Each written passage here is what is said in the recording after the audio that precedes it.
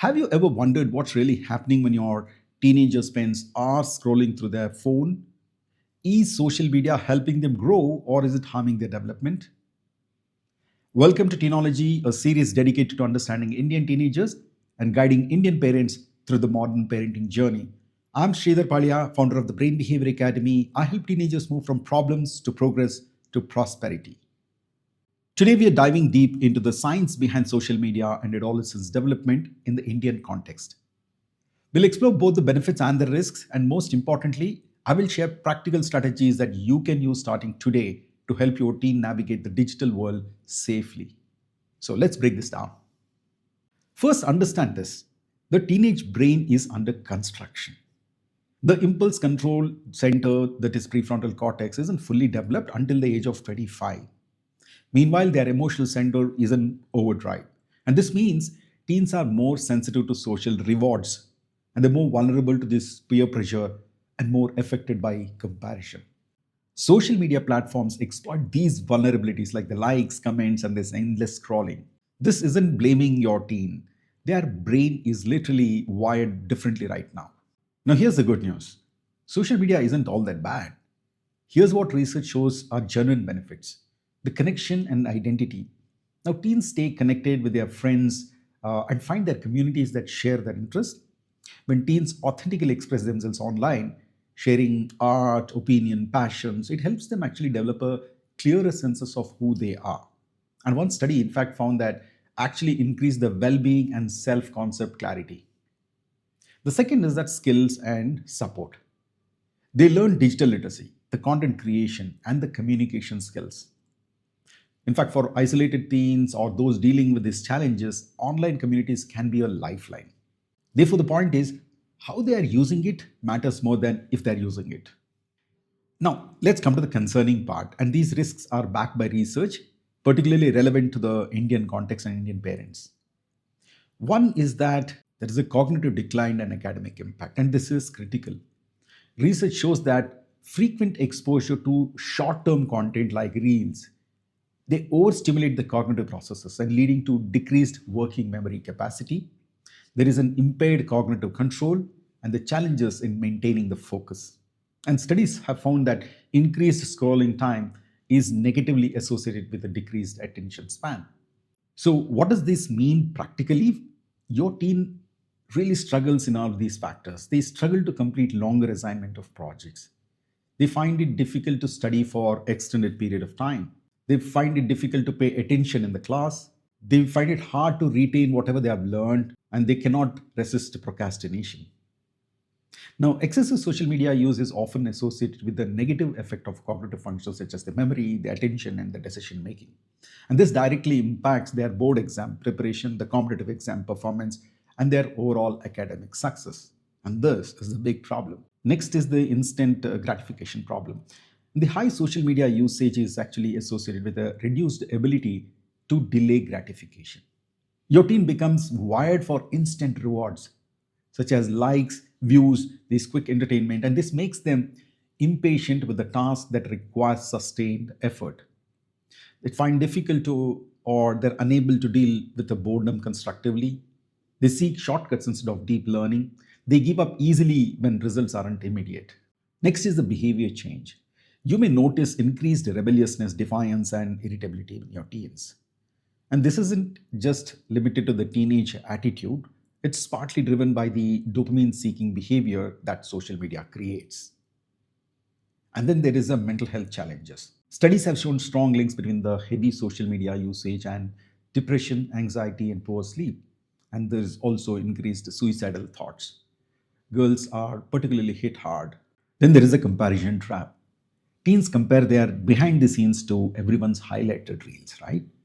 So research shows that they become aware of the gap between their real selves and the online persons, like a imposter syndrome. And this devastates self-esteem and the body image. Then, of course, we are all aware of the cyberbullying. Nearly half of the teens experience online harassment. And unlike traditional bullying, this is 24 by 7 and follows them home late in the night, leading to increased substance abuse and the worsened mental health that has been observed in the studies. And in the Indian context, we see a very different problem. Here's what many parents don't realize: the quality of the content that dominates Indian social media is particularly concerning. Our teens are primarily consuming very low value entertainment content with little education merit, actually. Dance videos, prank videos, and this mindless reels. This content promoting materialism and superficial values, the misinformation presented as facts. And this isn't just harmless entertainment, it is actively shaping their world view. The next problem is that of a career aspirations being reshaped.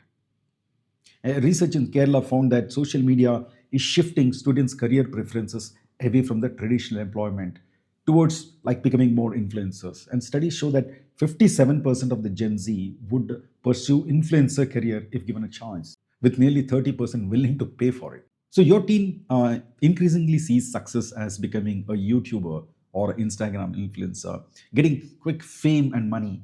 They're avoiding the traditional education or skill building or seeking shortcuts to success. While some succeed, most don't understand the effort, skills, and luck that is required. And parents and educators find it difficult to grasp how Indian social media's harmful influence shows up as a psychological suffering and unrealistic career expectations. And then there is an influence on our values and beliefs. Social media is fundamentally reshaping our teens' understanding of success and happiness. Their approach to relationship, their sexual attitudes and behaviors is reshaping their consumer desires and materialism and their work ethics and the patience. The content they consume daily is programming their outlook on life, often without you realizing it. What should you watch for? See, mood changes after using social media, withdrawal from activities, sleep problems, the secretive behavior, anxiety without their phone. There is a negative self talk about their appearance and the declining grades, loss of interest in studies, inability to focus actually on long term activities, and a constant boredom when offline. These are some of the things that you need to watch for. Remember, 3 or more hours daily significantly increases all these risks. Now, here's what actually you can do as an Indian parent. Strategy one is that you need to have that connection, you need to have an open communication. Now, don't lecture or snoop into their phone. Have genuine conversation in the language that they understand, whether that's Hindi, English, or whatever the mother tongue is. You can ask them, what did you see consumed today in a very non threatening, non judgmental way? Create a judgment free zone. Now, if they trust you, they'll come to you when problems arise. So, when it is cyberbullying or inappropriate content, you should be the first person they should reach out to. And that's a trust you need to build first. Number two is set clear boundaries together. Work with your team to establish rules that respect both your family values and the need for their connection. You can set up tech free times, that is, no phone during meal or bedroom times, simple rituals that suits your lifestyle. Set up a time limits, use built-in control. Regardless of their choices, you need to have an app that controls the time. Then the content quality. Actively discuss what they're watching and ask them, is this content adding value to your life or just passing time?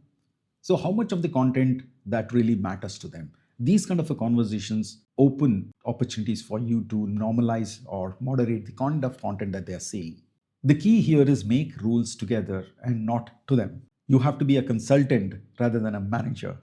And that distinction changes the entire dynamics. Strategy three is model healthy behavior yourself. Your team watches you. So if you're constantly on WhatsApp, Facebook, or watching reels, they too will. So you may have to put your phone away during the family time. Don't check it during the conversations. Show them that how successful people control technology, but they don't let it control them. So talk about their own challenge. And when you're vulnerable, they're more likely to listen. Strategy four is counter the content quality problem. And this is crucial for Indian parents. Actively guide them towards better content. Now, this means a collaborative approach to watching content together, which is constructive yet entertaining. You could also show constructive alternatives or make them engage in content such as TED discussions or documentary content or skill building platforms. So these will help them nudge from moving from valueless content to more productive content. Also, address career misconceptions. Sit down with them and have an honest conversation. Be curious about why they made that decision rather than being prescriptive. Maybe you may want to research jointly together in terms of the probability of success with the mainstream jobs and these glamorous jobs. So Indian parents, I know this feels overwhelming. You're raising teens in a world very different from what you grew up. Many of you didn't even have smartphones or social media, yet now you're expected to manage this challenge. And therefore, it's hard to see their viewpoint. But here's the truth: your involvement makes all the difference. Don't give up. Because the moment you give up, you've already lost the battle. Indian teens who have engaged, aware parents do better academically, emotionally, and socially. So your involvement matters.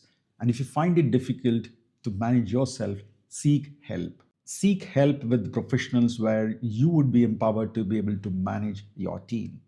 The goal isn't to eliminate social media altogether. That's unrealistic. The goal is to balance and ensure it doesn't derail their academic future or a personal development. We at Brain Behavior Academy help teenagers moving from these kind of phone problems to moving them to progress and ultimately to the prosperity that they really deserve. If you find this helpful, consider subscribing and stay tuned for more such information, research driven content from me. Stay tuned. Thank you for watching.